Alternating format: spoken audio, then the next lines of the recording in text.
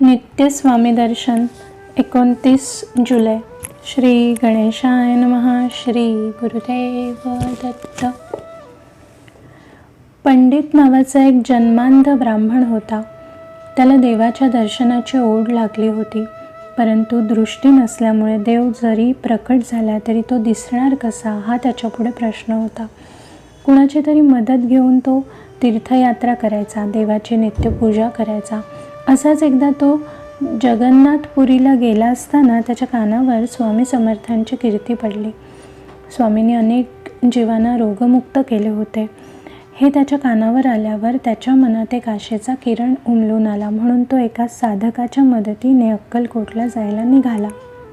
वाटेत अनंत अडचणी आल्या, परंतु स्वामींना भेटायचेच हा त्याने मनाशी निर्णय घेतला होता. तो आंधळा ब्राह्मण स्वामींपाशी आला तेव्हा त्याच्या अंध डोळ्यांपुढे तेजस्वी प्रकाश पडला. त्याला दिसत तर काहीच नव्हते. तो स्वामींच्या चरणांशी कोसळला. त्याने स्वामींचे चरण घट्ट पकडले. तो स्वामींना म्हणू लागला, स्वामी, आपण दयाघन आहात. आपली कीर्ती मी जगन्नाथपुरीत ऐकली. आपण पूर्ण श्री दत्तावतारी आहात. आपण ब्रह्मांड व्यापी आहात. हे संपूर्ण ब्रह्मांड मोडून पुन्हा रचण्याची प्रचंड शक्ती आपल्यापाशी आहे. स्वामी, मला आपले पूर्ण दर्शन हवे आहे. माझे हे मनोरथ आपण पूर्ण करावेत असे वाटते. माझी ही इच्छा पूर्ण नाही झाली तर या चरणांवर मी प्राण सोडेन. मग आपण मला आपल्या राज्यात घ्या. असे म्हणून त्या अंध ब्राह्मणाने स्वामींचे दोन्ही चरण घट्ट पकडले. आपल्या अश्रूंनी ते धुतले. त्याने स्वामींच्या पायांवर पुन्हा आपला भक्तिमाता टेकवला. स्वामींना ब्राह्मणाची दया आली. त्यांनी ब्राह्मणाला हलकेच उठवले. त्याच्या अंगावर आपल्या गळ्यातल्या फुलांचा हार टाकला. स्वामींचा आपल्याला प्रसाद मिळाला असे ब्राह्मणाला वाटले. हा प्रसाद त्याने आपल्या दोन्ही डोळ्यांना लावला. तो काय आश्चर्य! ब्राह्मणाला दोन्ही डोळ्यांनी स्वच्छ दिसू लागले. प्रथमच तो ब्राह्मण दृश्य अनुभवत होता. समर्थांनी आपले दिव्य रूप त्याच्यासमोर प्रकट केले. स्वामींचे ते दिव्य रूप पाहून ब्राह्मण आनंदाने गदगदून आला. त्याने स्वामींना साष्टांग नमस्कार घातला. म्हणू लागला, स्वामी, मी जन्मांध.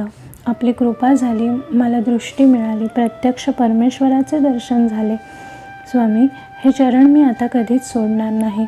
मला आशीर्वाद द्या की ह्या पवित्र चरणांची मी आयुष्यभर सेवा करेन.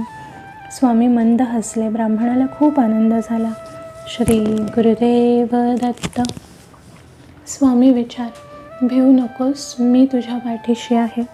माझ्या प्राणप्रिय स्वामी भक्तांनो, आपण सर्वजण देहभावनेने जगतो.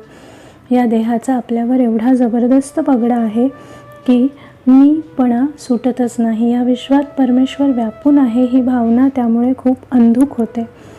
परंतु मी देह नाही तर मी आत्मा आहे आणि आत्म्याच्या साक्षीने एकदा का जगायला सुरुवात केली की परमेश्वराशी संवाद सुरू होतो. अनुसंधान वाढते. परमेश्वराचे अस्तित्व जाणवू लागते. श्री गुरुदेव दत्त. श्री गुरुदेव दत्त. श्री गुरुदेव दत्त.